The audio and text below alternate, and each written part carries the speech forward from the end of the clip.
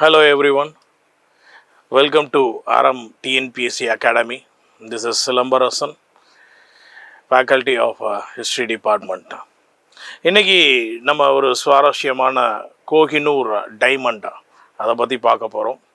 Kohinoor diamond உலகத்திலே விலை மதிப்பெற்ற ஒரு டைமண்ட் அப்படின்னும், அந்த டைமண்ட் இன்றைக்கி இந்தியாவில் இருக்கானா கிடையாது, ஆனால் கண்டெடுக்கப்பட்டது எங்கே அப்படின்னு பார்த்தா அது இந்தியாவில் இருந்து தான். ஸோ அப்படிப்பட்ட இந்த கோஹினூர் டைமண்ட் இன்றைக்கி பிரிட்டிஷ் அரசாங்கத்தோட இருக்குது அப்படின்றதோட அதை இன்றைக்கி நம்ம திருப்பியும் கேட்டுக்கிட்டு இருக்கோம். திருப்பி எங்கள்கிட்டே கொடுங்க அப்படின்னு சொல்கிறோம், பட் அவங்க கொடுக்க மறுக்கிறாங்க. ஸோ அப்படிப்பட்ட அந்த கோஹினூர் டைமண்டுக்கு உலக அளவில் பார்க்கும்போது சில நாடுகள் உரிமம் கொண்டாடுது. அதில் இந்தியா மட்டும் கிடையாது, ஈவன் பாகிஸ்தான், ஆப்கானிஸ்தான், ஈரான், இந்த நாடுகள் கேட்குது. அண்ட் இன்னும் இந்தியாவுக்குள்ளேயே வந்து பார்த்திங்கன்னா சில அரசாங்கங்களும் கேட்குது. ஓகே, அதுவும் மாநில அரசாங்கம். ஆந்திர பிரதேஷ் எடுத்துக்கிறீங்கன்னா அவங்க எங்கள்கிட்ட கொடுத்துருங்கன்னு கேட்குறாங்க. இல்லை தெலுங்கு தேசம் இருக்குது அப்படின்னா அவங்க எங்கள்கிட்ட கொடுங்க அப்படின்னு கேட்குறாங்க. ஈவன் சீக்கிய அரசாங்கம் இருக்குது, பஞ்சாப் இருக்குது அப்படின்னா பஞ்சாப் எங்கள்கிட்ட கொடுங்கன்னு கேட்குறாங்கன்னா, அப்போ அந்த கோஹினூர் டைமண்ட் எப்படி ட்ராவல் ஆகுது, ஓகே, எங்கே கண்டெடுக்கப்பட்டது, எப்படி ட்ராவல் ஆகுது அப்படிங்கிறத நம்ம இன்றைக்கி பார்க்க போகிறோம். ரைட். கோஹினூர் டைமண்ட் முதலாக எங்கிருந்து கண்டெடுக்கப்பட்டது அப்படின்னு பார்த்தோம்னா, அது கண்டெடுக்கப்படக்கூடிய இடம் அப்படின்னு பார்த்தா ஆந்திர பிரதேஷ். ஓகே, ஆந்திர பிரதேஷில் கொல்லூர் அப்படிங்கிற மைன்ஸ்லேருந்து முதல்ல கண்டெடுக்கிறாங்க. இதை வெட்டி எடுத்த பெருமை யாருக்கு சொந்தம் அப்படின்னு பார்த்தா காக்காட்டிய வம்சாவளி அப்படிங்கிற ஒரு வம்சாவளி.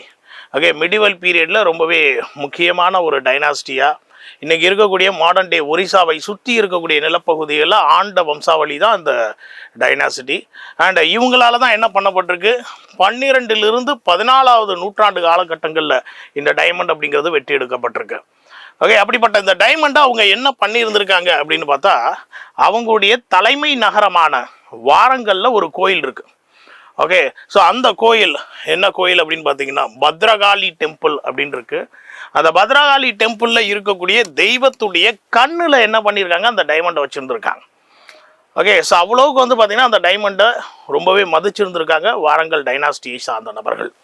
ஆனால் இப்படிப்பட்ட இந்த டைமண்ட் ஓகே மிடிவல் பீரியடில் கை மாறுகிறது.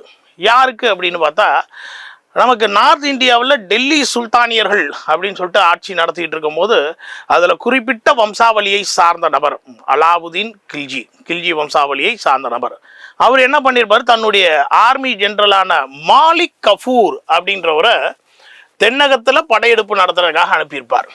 இந்த மாலிக் கஃபூர் அப்படின்றவர் டெக்கன் ரீஜியனில் இருக்கக்கூடிய சில முக்கியமான டைனாஸ்டி எல்லாத்தையும் கொலாப்ஸ் பண்ணி அவங்களுடைய கோயில்கள் எல்லாத்தையும் கொள்ளையடிச்சிட்டு அதுலேருந்து பெரிய லாபம் அடைஞ்சிட்டு போயிருந்திருப்பார். அப்படி அவர் முதல்ல வாரங்களுக்குள்ளே என்ட்ரி ஆகும் போது அவர் என்ன பண்ணுவார், இந்த கோயிலை கொள்ளையடித்து இந்த டைமண்டையும் எடுத்துகிட்டு போகிறார். ஓகே, ஸோ அப்படி தான் மாலிக் கஃபூர் அந்த டைமண்டை எடுத்து என்ன பண்ணியிருந்திருப்பார், அவருடைய எஜமானரான அலாவுதீன் கல்ஜிகிட்ட கொடுத்துருப்பார். ஸோ அந்த வகையில் இந்த டைமண்ட் டெல்லி சுல்தானேஸுடைய கண்ட்ரோலுக்கு போகிறது அப்படின்னு அர்த்தம். ஓகே, இந்த டெல்லி சுல்தானேஸ்லேயே கில்ஜி வம்சாவளிக்கு அடுத்தடுத்து அப்படின்னு பார்த்தோம்னா துக்லக், ஷையத் அண்ட் லோடி டைனாசிட்டி அப்படின்றவங்களாம் ஆட்சி செய்கிறாங்க. அப்போ அந்த டைமண்ட் அப்படிங்கிறது கில்ஜி வம்சாவளிக்கு அப்புறமேட்டுக்கு துக்லக், ஷையத் அண்ட் லோடி டைனாசிட்டி அப்படின்னு சொல்லிட்டு ஃபுல்லாக ட்ராவல் ஆகுது. இப்போ இந்த டெல்லி சுல்தானேட்டுடைய கடைசி அரசரான இப்ராஹிம் லோடி அப்படிங்கிற அந்த அரசரை ஓகே நமக்கு வந்து இந்தியாவை இன்வைட் பண்ணக்கூடிய பாபர் அப்படின்றவரு தோக்கடிக்கிறாரு. அதையும் எதில் அப்படின்னு பார்த்தீங்கன்னா முதல் பானிபட் வாரில் தோக்கடிப்பார். அந்த பானிபட் வாரில் தோக்கடிச்சதுக்கப்புறம் இந்த டைமண்ட் அப்படிங்கிறது யாருடைய கட்டுப்பாட்டுக்கு போகுது அப்படின்னா முகலாயர்களுடைய கட்டுப்பாட்டுக்கு போகுது. ஈவன் இந்த விஷயத்த பாபர் தன்னுடைய சுயசரிதை புத்தகத்தில் மென்ஷன் பண்ணி வச்சிருக்கார். ஓகே, சுயசரிதை புத்தகம் ஆட்டோ பயோகிராஃபின்னு சொல்லுவாங்க இல்லையா, அதில் மென்ஷன் பண்ணியிருக்காரு என்னென்னு, கோஹினூர் டைமண்ட் தன்னுடைய கட்டுப்பாட்டுக்கு வந்திருக்கிறது அப்படின்னு. ஓகே, ஸோ இந்த கோஹினூர் டைமண்ட் முகல் எம்பையரை பொறுத்தவரையும் ரொம்பவே முக்கியத்துவம் வாய்ந்த ஒரு பொக்கிஷமாக கருதப்படுது. ஓகே, இந்த முகல் எம்பையர்களில் பாபர் முகல் எம்பையரை ஆரம்பிக்கிறார். அதுக்கப்புறம் ஹிமாயூன், அக்பர், ஓகே, அதுக்கப்புறம் அடுத்தடுத்த ஆட்சியாளர்கள் வந்து அவுரங்கசீப் வரைக்கும் இருக்கக்கூடிய பீரியடை கிரேட்டர் முகல்ஸ் அப்படின்னு சொல்லுவோம். ஓகே, அந்த கிரேட்டர் முகல்ஸ் பீரியட் ஃபுல்லாகவே என்ன பண்ணியிருந்திருக்காங்க, இந்த டைமண்டை தங்களுடைய கண்ட்ரோலில் வச்சுருக்காங்க. ஓகே, அந்த கிரேட்டர் முகல் ரூலரில் ஒரு முக்கியமான அரசரான ஜஹாங்கீர் என்ன பண்ணுறாருன்னா அந்த டைமண்டை எடுத்து ஓகே அவருடைய நாற்காலிகளில் உட்கார வைக்கிறார். ஓகே, அவருடைய நாற்காலியான பீகாக் த்ரோன் அப்படிங்கிற அந்த அரியணையில் அந்த டைமண்டை பொறிச்சு வைக்கிறார். ஓகே, ஸோ அப்படிப்பட்ட அந்த டைமண்டை இந்த கிரேட்டர் முகல்ஸ் பீரியட் முடிஞ்சு லேட்டர் முகல்ஸ் அப்படின்னு சொல்லிட்டு பிந்தைய முகலாய அரசர்கள் வம்சாவளி ஆட்சி செஞ்சுட்டு இருக்கும் போது இந்த டைமண்ட் அப்படிங்கிறத கொள்ளையடிக்கிறதுக்காகவே இதை கொள்ளையடிக்கணும்னு அவர் வரல, அவர் வந்தார், இன்வேஷன் பண்ணார், அதில் கொள்ளையடித்துட்டு போகக்கூடிய முக்கிய பொருட்களில் இந்த பீகாக் த்ரோன் அப்படிங்கிறதையும் கொள்ளையடிச்சிட்டு போகிறார். யார்? நதீர் ஷா அப்படிங்கிற ஒரு அரசர். எப்போ? 1739. ஓகே, இப்படி தான் இந்த டைமண்ட் அப்படிங்கிறது இந்தியாவிலேருந்து எங்கே போகுது? ஈரானுக்கு போகிறது. ஓகே, நதீர் ஷா அப்படின்றவர் எங்கேருந்து வந்தார்? ஈரான்லேருந்து இந்தியாவுக்கு வந்திருக்காரு. அப்போ இந்த டைமண்ட் எங்கே போயிருந்துருங்க? ஈரான் நாட்டுக்கு போயிருந்திருக்கு. ஓகே, இந்த நதீர் ஷா அப்படின்றவர் இறந்த பின்பு இந்த டைமண்ட் அப்படிங்கிறது அவருடைய பேரப்பிள்ளைக்கு போகும். இந்த இடைப்பட்ட காலகட்டங்களிலே நதீர் ஷாவால் இந்த டைமண்டுக்கு ஒரு பெயர் வழங்கப்பட்டிருக்கு. அதுதான் கோஹினூர் அப்படிங்கிற அந்த பெயர். ஓகே, கோஹினூர் அப்படின்னா மவுண்டைன் ஆஃப் லைட் அப்படிங்கிறது பொருள். ஓகே, ஸோ இப்படிப்பட்ட இந்த பெயரை வைத்த பெருமை நதீர் ஷாவுக்கு உரித்தானது. இப்போ நதீர் ஷாவுக்கு அப்புறமேட்டுக்கு அவருடைய பேரனுக்கு வந்து அந்த டைமண்ட் போகுது. ஓகே, 1747 அவர் இறந்ததுக்கு அப்புறம். இப்போ இந்த நதீர் ஷாவை ஓகே நதீர் ஷாவுடைய பேரன் அவரை வந்து பார்த்தீங்கன்னா பக்கத்தில் இருக்கக்கூடிய நாடுகள் எல்லாமே அட்டாக் பண்ண தனக்கு பாதுகாப்பு வழங்குங்க அப்படின்னு சொல்லிட்டு ஆப்கானை சார்ந்த அகமது ஷா துர்ரானி அப்படின்ட்டு உதவியை நாடுவார். அதுக்கு பிரதிபலனா இவர் என்ன கொடுத்துருப்பாரு அப்படின்னா அந்த கோஹினூர் டைமண்ட் அவர்கிட்ட கொடுத்துட்டு ஓகே யாருக்கு? ஆப்கானிய அரசரான அகமது ஷா துர்ரானிக்கு கொடுத்துட்டு என்ன பண்ணுறாரு? தனக்கு பாதுகாப்பு வழங்க சொல்லி வற்புறுத்துறார். ஓகே, ஸோ இப்போ இது என்ன ஆயிடுச்சு? டைமண்ட் அப்படிங்கிறது ஈரான்லேருந்து எங்கே போயிருந்துரு? அப்தலிகள் ஆட்சி செய்யக்கூடிய ஆப்கானுக்கு போயிருக்கு.